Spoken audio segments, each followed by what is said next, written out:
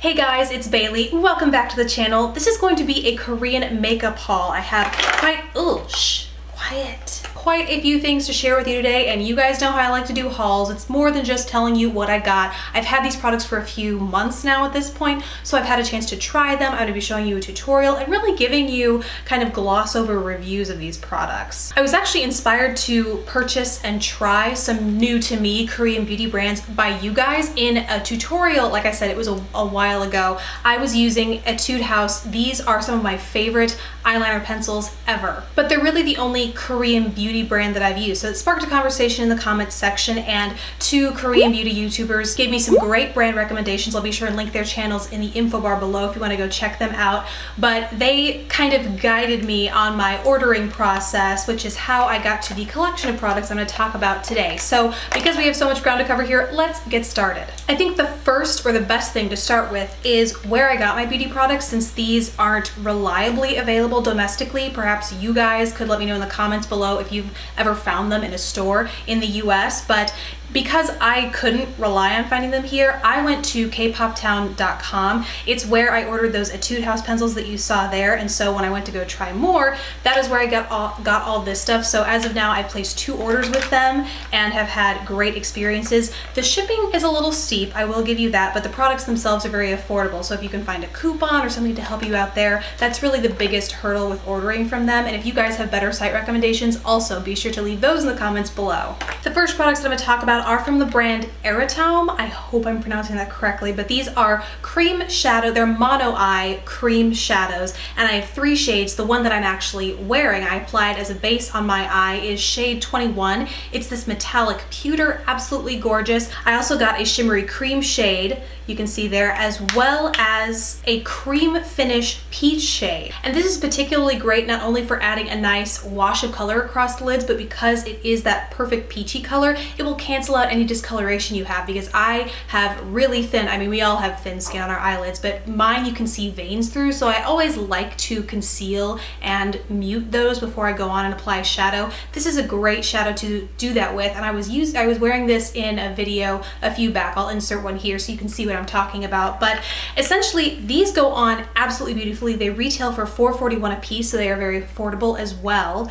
The one thing is, though, they do crease. You have to wear them either over a primer or under a shadow, which is exactly what I'm doing today. I'm wearing them under a shadow. However, I didn't prime beforehand. I just used this as a color base and just set with a shadow. They have yet to crease, and it is definitely a warmer day outside. We're getting into spring. I'm so excited. But with that in mind, it's good to know that you can have a cream shadow that isn't going to melt all over your face at the end of the day. And I totally forgot that wasn't the first thing I put on my eyes, actually. It was one of these 2 Innisfree eyeshadows. These are the 2014 Fall Collection Powder Shadow Singles. I have the shades 42, which is a deep shimmery chocolate brown, and 39, which is this great gray taupe, and that is what I applied in my crease before I laid down that cream shadow all over my lid. Both of these are really beautiful, and I was really impressed to find that the matte was as smooth and creamy as pigmented as it was. It was very easy to build on my crease to create that depth and dimension, and the shimmery brown is so smooth and buttery. In fact, spoiler alert, all the shadows I'm going to talk about in here are exceptionally good. There's like a wide array of finish and textures, and I was just so impressed with how well they performed. So I applied that shade to my crease, and then I went in with a shadow from the brand Holika Holika. I hope I'm pronouncing all these brands right. If not, please feel free to correct me in the comments, and I will try my best to pronounce them correctly in future videos. But that brand is where these shadows are from. These are 2 more singles, and I didn't realize they were so similar when I placed the order. I guess it's kind of a hazard of ordering online. But these are the Jewel Light Shimmer Eyes, and these went for $3.51. Again, really, really affordable. I was impressed with that. And I really like this packaging. I like how slim and sleek it is. A lot of US brands will do this typical single packaging, but it's so bulky, it's kind of hard to store efficiently so that you can lay them flat to see the color on top but not take up a ton of space. So I really appreciated that this was the kind of packaging they had, and I imagine it'd be really easy to depot too. But that's beside the point. The colors that I got were number 4 and number 5, both of which are shimmery. One is a shimmery deep chocolate brown. Once again, very close to the Innisfree shadow that I just showed you.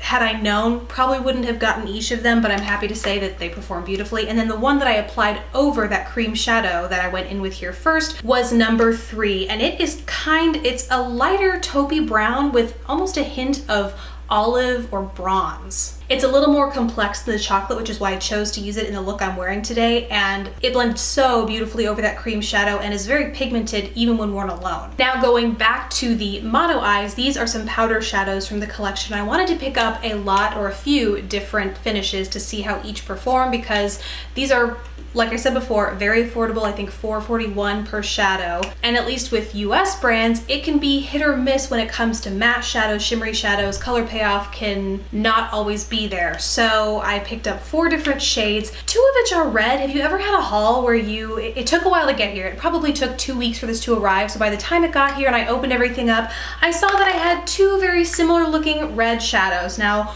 one red shadow would be too much for some, but I know I picked one shadow up, but I got 2. Slightly different shades, but I'm not sure why. I don't wear red a lot, but there you have it. I have 2 red shadows, both of which are matte, and they perform really well. So if I do ever care to wear red, these will be my go-tos because they work well. If on the other hand, I want something a little more neutral, this is an ultra shimmery powder it's number 11. None of these have names, by the way, it's just by number. This is number 11. It's a pretty standard shimmery champagne shade. I personally use this both wet and dry. I'm not sure if they can or should be foiled, but I do. And when you foil this puppy, it is very opaque and very shimmery. It's gorgeous. Then what I'm actually wearing on my eyes right now, I apply this with a kind of smaller pencil brush. This is the shade 76, and it looks kind of black in the pan, but really it's this blackened plummy purple. And that is what I'm wearing in my outer corner as well as under my lower lash line in the outer corner. And this is one that didn't perform really well in the swatches, surprisingly, but when I went to actually apply it, it did really well. I mean, as you can see, I'm really happy with the opacity, the color payoff, and the lasting power. Moving on to mascara, I have to say this might be my least favorite product in this haul. It's not bad by any means, especially because mascara is so subjective depending on what your lashes are like and what you want your mascara to do. But this is from Holika Holika. It is their Magic Pole mascara 2 times, and the reason I chose this over all the mascaras on the site, because there are a ton, is because the picture that they had made it look like there might be 2 wands or 2 different kinds of alternatives for applying it. I'm not really sure, but my interest was piqued. I gave it a try. It turns out the packaging's adorable, first of all, but then you actually get the wand out, and the wand is very similar to Benefit's They're Real. It's kind of a standard plastic brush with shorter bristles. Actually, it alternates between short and really short bristles, and then on the end you have a ball tip, and I love these for not only getting the lower lower lashes, but also getting the outer lashes, that nice like cat eye flick out there as well. I love this kind of wand. Unfortunately, the formula just wasn't there for me. It's a very wet formula, and it took 2 coats to curl, which I was a little surprised at. The short, thin bristles make it really easy to coat your lashes, and it separates them really, really nicely. But it took a lot of layering up to get my lashes to curl. It stayed really well throughout the day, didn't flake or smudge or transfer, but it was very hard to get off at the end of the day. I tried makeup remover first, and then I tried washing my face, and even after that, I still had mascara coming off in flakes, and it was sticking to my lashes, and that is just never a good thing. And I didn't like the formula well enough to continue to do that and have to struggle getting it off every night. So wasn't for me, but definitely leave your thoughts. If you have tried this, leave your thoughts on it in the comments below. Last for the eyes in this haul, and these are probably my favorite products that I actually got. These are from Misha. They are the 2-in-1 fit-in gel liners, and they are called 2-in-1 because they actually are a split pot. On one end here you have a deep kind of typical gel liner, and on the other you have a highlighter. So this is Stone Peach, so it has a shimmery gray and then a shimmery peach. And the other one is Cacao Star, which is a deep chocolate cream finish brown, so no shimmer in the liner shade here, and then you have a gorgeous, very shimmery gold highlight down here. I just thought this was such a clever idea. I've never seen this split pot concept done before, at least with a liner and a highlighter, and so what I like to do is, I mean, really what I think you could assume they're meant for is take a liner brush, do a nice beautiful wing, and then on the inner corner put just a hint of that shimmer to really brighten everything up. Really, you take this pot, do those 2 things, and that's your eye look for the day. The creams in here are very smooth, very creamy. That's a little redundant, but it's true. They glide on super smoothly and they do dry down to stay throughout the day. There wasn't any smudging. Even with a cat eye, I had it kind of clear out to here. I think I was wearing this in the same video that I had that peach cream shadow on, but I was wearing this with a pretty big cat eye and it still stayed. So I was really impressed with that. Finally, we are to the last few products here in this haul. They are lip products. I have 2 sets of 2. First, let's start with the Innisfree. These are creamy tint lip mousses. I have 2 shades, obviously, an orange and a pink. The pink is number 6 and the orange is number 7.